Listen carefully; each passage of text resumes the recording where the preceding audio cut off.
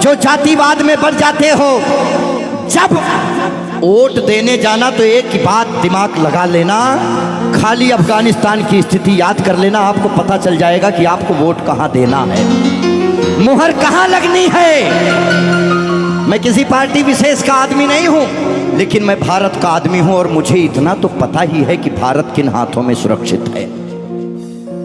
इसीलिए ध्यान से ये जो जातिवाद में हम लोग बट रहे हैं उस पे है कि मन की हल्दी घाटी में राणा के भाले डोले थे, यूं लगता है वीर शिवाजी चीख चीख कर बोले थे। पुरखों का बलिदान घास की रोटी तक शर्मिंदा है, कट गई जंग में राणा की बोटी बोटी शर्मिंदा है। खुद अपनी पहचान मिटा दी कायर भूखे पेटों ने, जो टोपी जालीदार पहन ली हिंदू माँ के बेटों ने।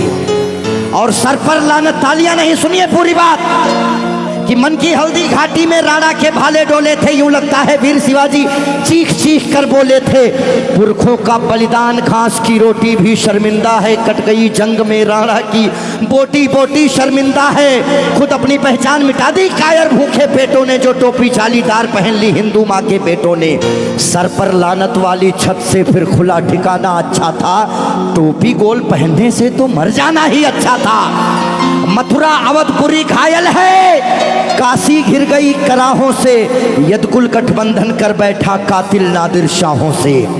मुंह से आह तलक ना निकली धर्म ध्वजा के फटने से, कब तुमने आंसू छलकाए गौ माता के कटने पे। हिंदुस्तान के लोगों जागो, कब तुमने आंसू छलकाए गौ माता के कटने पे। जागे नहीं अगर आज हम, तो ये प्रश्न पीढ़ियां पूछेंगी। हमारे पास दो ही ऑप्शन है, या तो हम अपनी आने वाली पीढ़ियों के लिए चेतावनी बन जाएं या मिसाल बन जाएं। ना हम कश्मीरी पंडितों को भूलेंगे और ना राम भक्तों पे गोलियां चलाने वाले को भूलेंगे। ये वही भारत है, ध्यान रखिएगा।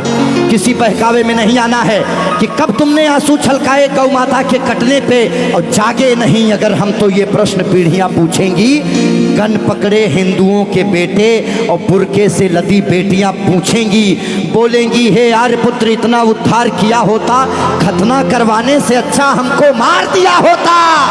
और सोते रहो सनातन वालों तुम सत्ता की गोदी में, पर सांस आखिरी तक भगवा की रक्षा हेतु लड़ूंगा मैं। शीश कलम करवा दूंगा पर कलमा नहीं पढ़ूंगा मैं, शीश कलम करवा दूंगा।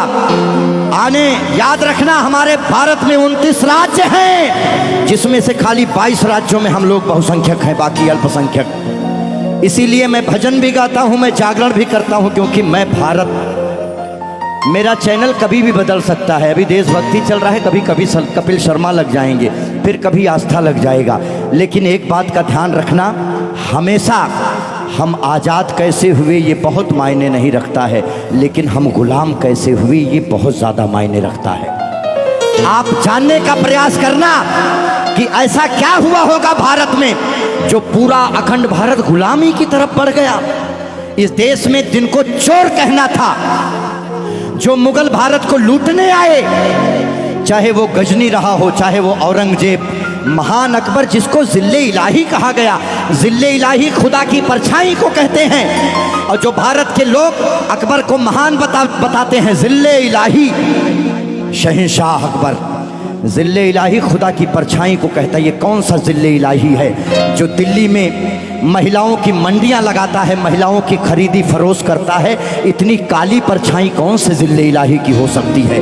इसीलिए आप अपने हीरोज, अपने बच्चों को बताओ कि ये देश भगत सिंह की वजह से, ये देश जियो तिवारी जनेऊधारी, चंद्रशेखर आजाद, ये देश मंगल पांडे, बुंदेले हर बोलों के मुंह हमने सुनी कहानी थी और खूब लड़ी मर्दानी वो तो।